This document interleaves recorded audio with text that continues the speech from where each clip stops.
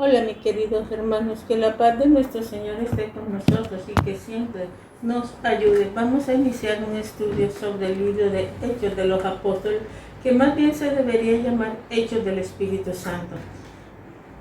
Hechos 1. Muchas veces hemos escuchado, ojalá que nuestra iglesia fuera como la que describe el libro de Hechos. Estos deseos reflejan el interés sincero de experimentar el poder de Dios en nuestra vida, tal como lo hicieron los cristianos en los primeros días de la historia de la iglesia. Sin embargo, revela la falta de comprensión del significado histórico de los eventos resaltados en él. Aunque quisiéramos gozar de las manifestaciones de la presencia y dirección de Dios, que todavía lo podemos hacer, debemos también resaltar circunstancias que ellos vivieron. Por ejemplo, al afirmar que nos gustaría experimentar las condiciones existentes en la iglesia primitiva, primero tenemos que preguntarnos cuál iglesia primitiva. Buscamos una como la de Hechos 2, aunque quisiéramos, no podíamos imitarla, porque la mayoría de nosotros estaríamos excluidos, debido a que en ella no se admitía gentiles. A ellos se les dio la entrada hasta el capítulo 11. Se necesitaron varios cambios en ellas para llegar el momento histórico. Este representa solo un pequeño problema entre muchos otros. Por eso es necesario estudiar cuidadosamente el trasfondo y mensaje de este libro antes de dedicarnos a tratar de imitar a la iglesia que se da como por ejemplo en él. Un buen número de errores doctrinales encontrados por la iglesia evangélica actual surgen de la falta de comprensión del desarrollo del mensaje del libro de Hechos. Para poder entender correctamente las implicaciones de su enseñanza, tenemos que relacionarlas con las prácticas establecidas en el Antiguo Testamento, los evangelios, las epístolas, y no analizarlos de manera independiente. Tampoco debemos interpretar un pasaje sin tomar en cuenta el desarrollo del mensaje del libro entero. Por lo tanto, queremos considerar este estudio a la luz del contexto bíblico y de las circunstancias que lo produjeron. El autor y fecha. La continuidad que existe entre las dos introducciones demuestra que el autor de Hechos y del Evangelio de San Lucas son una sola persona. Los testimonios aportados tanto por la tradición como por el fragmento muratoriano y los escritos de Ireneo, Tertuliano, Clemente de Alejandría y Orígenes apoyan la opinión de que Lucas fue su autor. No se ha presentado ninguna evidencia que lo haga contrario. Al comparar las salutaciones que aparecen en la carta de la iglesia neotestamentaria con los pasajes en Hechos,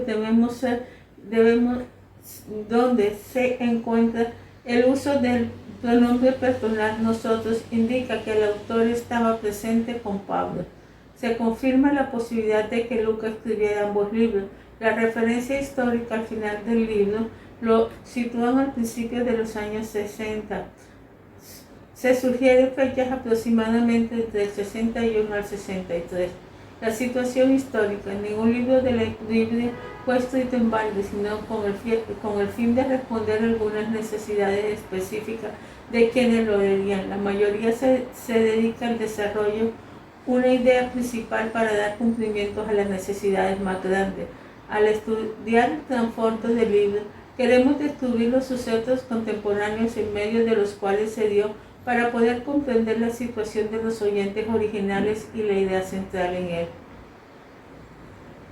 Desde el principio de la Biblia se nota que el propósito de Dios es crear al mundo, fue que su nombre fuera glorificado. Esto se ha logrado principalmente por medio de su relación con la humanidad. En el Antiguo Testamento se realiza por medio de su trato con Israel. Los eligió, los redimió y llamó para ser distintos de todos los demás pueblos del mundo. Solo a ellos le dio la ley para que vivieran de una manera diferente y fueran ejemplo para atraer a otras naciones a seguir y adorar a Jehová. Cuando Moisés le dio la ley, les advirtió que si se apartaba de ella, Dios le enviaría una maldición. Deuteronomio 28. La mayoría del Antiguo Testamento relata cómo hicieron precisamente eso y las consecuencias trágicas que le vinieron a experimentar. Su castigo. Israel fue llevado a cautiverio y esparcido por todas las naciones paganas del mundo. No obstante, aun cuando este juicio era ya inminente, los profetas prometían una restauración futura del pueblo de Dios. Después de largos años de aflicción, Dios levanta líderes para guiarle de nuevo a su tierra. Zacarías fue uno de ellos. En su profecía escrita, este varón de Dios trazó planes para el futuro del pueblo como un estímulo para que terminara la reconstrucción del templo. En breve predijo los 3 pasos principales que Dios seguía para restablecer su pueblo. Primero, regreso del cautiverio y restauración de sus tierras. Zacarías 9:1-9. Segundo, venida del Mesías 9:9-10. Y tercero, bendición divina para Israel 9:11-10:12. Estas 3 etapas eran causas de problemas para los israelitas del tiempo de Lucas. La primera parte ya se había cumplido, el establecimiento de Dios en su propia tierra, pero ahora todo el mundo se hallaba en espera de la llegada del Mesías. Esto frustrado porque desde el punto de vista este no había llegado, ni tampoco las bendiciones prometidas. Desde la perspectiva de los primeros cristianos, el problema era similar. Aunque sabían que un ungido ya había venido, aún faltaban las bendiciones, así que todo por igual se hacía la pregunta: ¿qué pasó con el programa de Dios para Israel? Mateo escribió su evangelio para contestar estos interrogantes, afirmando que Dios se había manifestado fiel a su promesa de enviar al Mesías. A pesar de la abundancia de evidencias de que Jesús era el Cristo, Israel le había rechazado, por lo cual él hizo lo mismo. Dios inició un nuevo plan que incluía la formación de un nuevo pueblo de seguidores de la iglesia y un periodo de juicio para Israel. Al final de él, Dios enviaría a Jesucristo en su segunda venida para cumplir al pie de la letra las profecías dadas por Zacarías. Al llegar a la epístola del Nuevo Testamento escrita en la iglesia, encontramos que los cristianos de los distintos países del mundo conocido se reunían en las casas. Ya aparecen en ella algunos cambios notables. Los gentiles habían sido aceptados y se identificaban como parte del pueblo de Dios. Primera de Pedro 2:9-10. Sin embargo, aún son llamados gentiles no prosélitos. Efesios 3, del 1-6, Colosenses 1:25-27. Todos los judíos como los gentiles se presentan unidos. Los obstáculos que presentaba la ley habían sido eliminados. Efesios 2, 19, 11, 19. ¿Cómo se realiza esta transformación? El libro de los Hechos explica.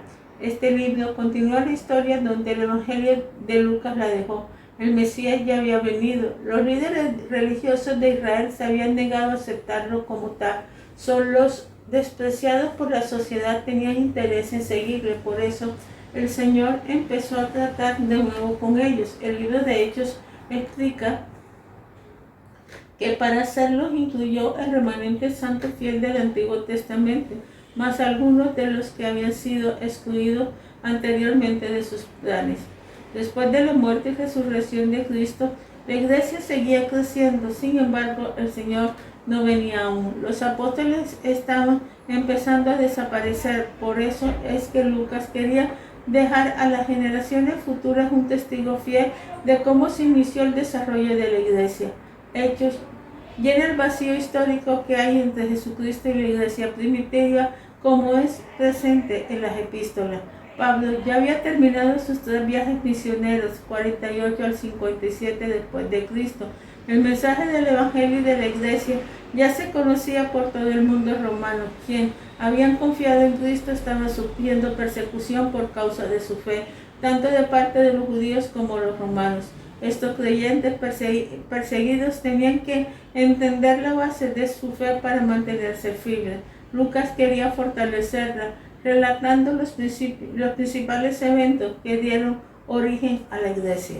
El propósito y el tema del libro. El propósito expresado para Lucas en su evangelio en el libro de Hechos era el de confirmar lo que Teófilo y los otros hermanos habían aprendido. En ambos libros se escribió un recuerdo histórico ordenado para documentar lo que habían oído. A Hechos se le considera un libro de transición. Describe el cambio que se efectuó en el programa original de Dios para Israel hasta la creación de su nuevo pueblo, la iglesia. Aunque esta transformación ya se había iniciado anteriormente, Lucas escribió su evangelio para explicar por qué Dios había empezado este nuevo plan.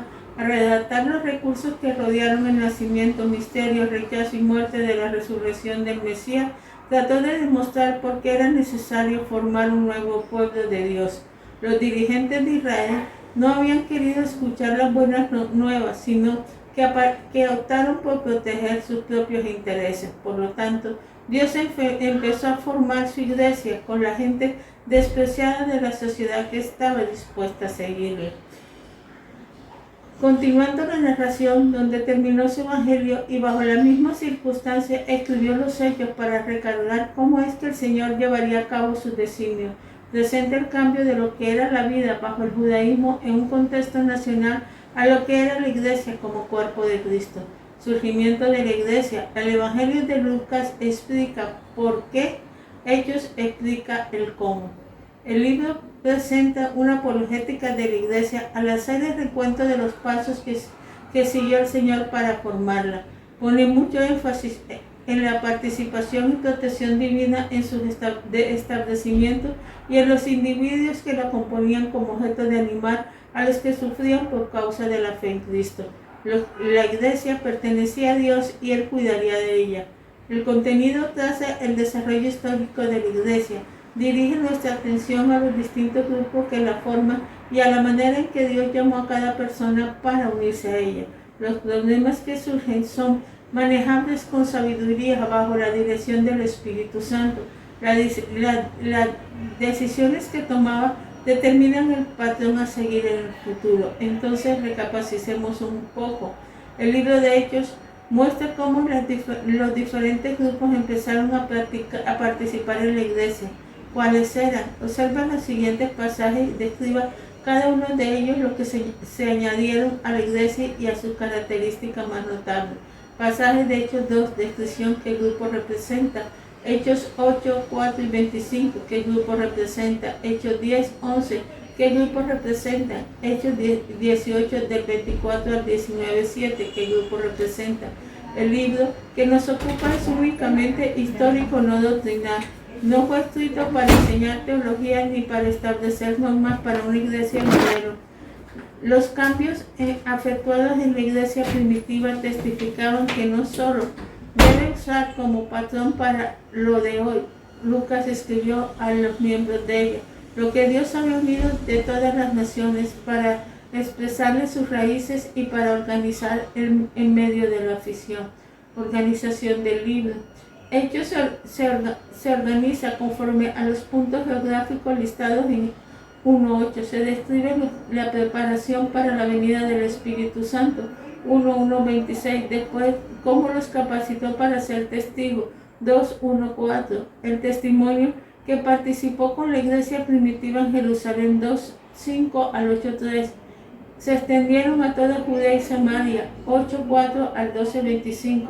Llegan por último hasta los confines de la tierra, 13.1 al 28.31. La preparación para la venida del Espíritu Santo, la venida del Espíritu Santo, testimonio en Jerusalén, testimonio en Judea y Samaria, testimonio hasta lo último de la tierra y preparación para la venida del Espíritu. Instrucciones finales de Cristo, 1.1 al 11. Repasa las conclusiones de Lucas 1 al 1.3. En este relato, principio donde el Evangelio de Lucas termina. En la introducción, el autor relaciona este segundo libro con el primero escrito a Teófilo. El Evangelio había descrito lo que Jesús empezó a hacer y enseñar 1:1. Hechos reales, las cosas que Cristo siguió haciendo a través de su iglesia. Después de su muerte y resurrección, Jesús permaneció en la tierra con sus apóstoles por 40 días. Durante ese tiempo confirmó la fe de sus seguidores con muchas evidencias para convencerlos de la realidad de su poder y de su resurrección. Al final del tiempo le dio instrucciones para seguir su ministerio y le prometió la provisión de Dios para realizarlo. 1 del 2 al 3. Promesas de la venida del Espíritu Santo. 1, 4, 8. Aunque la historia de la formación de la iglesia se inicia con la llegada del Espíritu Santo, 2.1.4, Hechos lo hace con la preparación para este evento. Hechos 1:26, haciendo referencia al escrito anteriormente en la conclusión del Evangelio. Compara Lucas 24:46-53 con Hechos 1:4-8. Según el Evangelio, Jesús indicó que serían testigos de lo que habían visto. Esta tarea se realiza cuando enviara lo que su Padre les había prometido. Para que se cumpla la promesa, ellos tendrán que esperar en Jerusalén hasta recibir el poder que mandaría. Lucas 24:48-9. La venida del Espíritu Santo prometida, 1:4-8, provista, 2:1-36 y productiva, 2:37-28-31. Esta promesa llegó a ser el punto de partida de Hechos. Primeramente se había anunciado en el Antiguo Testamento en Joel 2:28-32. Jesús la repitió en Juan 14:16-17 y la confirma en la última reunión que tuvo con sus discípulos antes de su ascensión. El Señor Jesucristo los instruyó que fueran a Jerusalén y esperaran allí algunos días hasta que viniera el Espíritu Santo. Hechos 1:4. Dios había elegido un lugar y día específico para cumplir su promesa. Con estos detalles eran importantes para ellos, pues llegaría a poseer un poder especial que les permitiría convertirse en testigos del Señor en todo el mundo conocido. 1:8. Este evento es la base sobre la cual se desarrolla el resto del libro. Al explicar la manera que Dios llevaría a cabo esto, el Señor les declaró que serían bautizados con el Espíritu Santo. 1:5. La misma expresión utilizó en 1 Corintios 12:13 para describir la manera en que llegamos a formar parte del cuerpo de Cristo, la Iglesia. Algunos cristianos intentan debatir el paralelismo de los dos pasajes en base a que Lucas se refiere al bautismo con el Espíritu, mientras Pablo relaciona el bautismo por el Espíritu. Sin embargo, se debe observar que en el idioma original no hay tal distinción. Los dos autores utilizan la misma preposición refiriéndose a una misma actividad. Este acto los unió al nuevo pueblo de Dios. Al ser integrados a él, recibieron una capacidad o don espiritual para funcionar adecuadamente. El don indispensable para lograr el inicio de la Iglesia en la proclamación pública del testimonio acerca de Jesucristo, acompañado por señales para afirmar que el mensaje había venido de Dios. Hoy en día todavía el Espíritu Santo sigue dando el bautismo y sigue dando los dones. Al utilizar estos dones se mostró el poder de Dios. De esta manera se cumplirá la profecía, pero esta no era la promesa en sí. Se recibió el poder después de la llegada del Espíritu Santo, lo cual es el resultado del bautismo, pero no la esencia del bautismo. Esta obra del Espíritu que se manifiesta por primera vez en los seguidores de Jesús el día de Pentecostés se ha observado de la misma manera en el cuerpo de Cristo a través de los siglos. El bautismo con el Espíritu Santo es el ministerio de Dios mismo en la vida del creyente, por medio del cual el que nace de nuevo se une a él como miembro. Recibimos un don, una capacidad por medio del cual su poder se manifiesta. La presencia de este poder da testimonio a que el bautismo del Espíritu Santo ha ocurrido.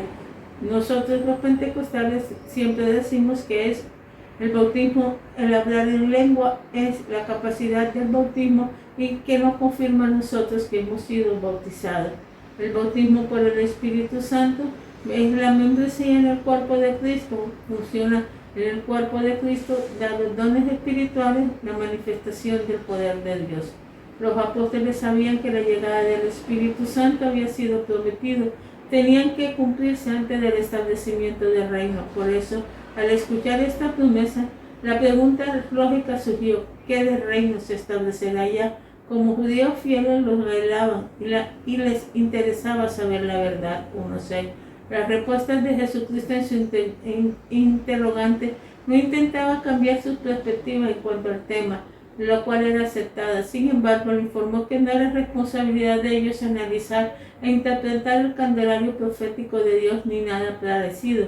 Conferenciar sobre los profetas es cuando a la llegada de este 1:7, sino solamente a los testigos en el mundo de lo que habían visto. 1:8, lo cual confirmará la promesa del Padre a efectuarse en pocos días. El cumplimiento geográfico exacto de esta promesa proporciona el bosquejo adecuado para el libro, aunque el énfasis principal al referirse a los pueblos listados era determinar a dónde serían testigos, también constituye una indicación de los grupos que, en contraformo teórico distinto como judíos, samaritanos y gentiles, recibirían las buenas nuevas de salvación.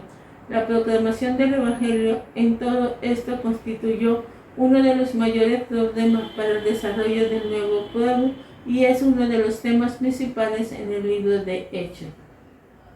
1:9-11, relato de la ascensión. Después de decir estas palabras, el Señor ascendió al cielo. Los discípulos se quedaron mirando como si esperaban algo más mientras lo hacía. Dios envió 2 mensajeros angelicales para informarles que no tenían que quedarse allí, pues Él regresaría en el tiempo indicado en la misma forma en que había ascendido al cielo. Ahora les tocaba a ellos seguir adelante en el plan que Cristo había revelado. Entonces los discípulos regresaron a Jerusalén conforme a las instrucciones que habían recibido y se dedicaron a orar. Dedicados a la oración 1:12-14. Una parte importante de las instrucciones que Jesucristo dejó a los apóstoles era la oración. Mientras esperaban la llegada del Espíritu Santo, debían quedarse juntos en Jerusalén dedicándose a ella. El Señor ya les había revelado la importancia de esta preparación en Lucas 11:9-13.